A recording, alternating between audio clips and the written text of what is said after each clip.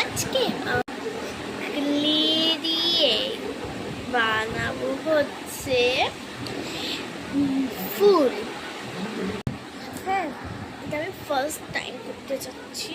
ফুল first time বানাচ্ছি না, কিন্তু ক্লে দিয়ে ফার্স্ট টাইম। তাও আবার এটা আমার হোমমেড।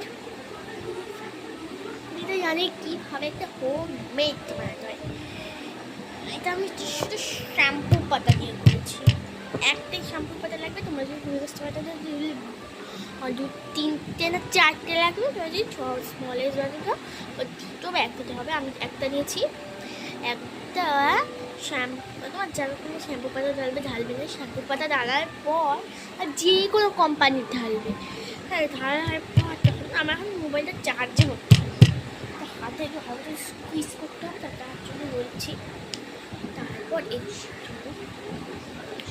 তারপর একটু মিক্স করে তারপরে একটু চিনি দিয়ে দিতে হবে। চিনি দিয়ে তারপর একটু ফোম টাইপের হয়ে যাবে, একদম ফেভিং ফোম টাইপেরই হয়ে যাবে। তারপর তোমাকে তার মধ্যে একটু হালকা পাউডার দিয়ে দিতে হবে। ব্যাস এটা তোমাদের হয়ে গেল। আর একটু কালার মিক্স করতে হবে।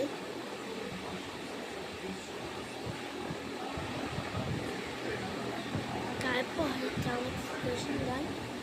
আর আমার যে স্লাইমের ভিতরটা হবে না, একবারই কিন্তু গোল হয়ে আসবে না, অনেকটা ব্রেক হয়ে যাবে। কিন্তু হাত দিয়ে তোমাকে এটাকে চটকাতে হবে। চটকে দেখাবো হাতে অবস্থাটা কী হয়েছিল। ছটাই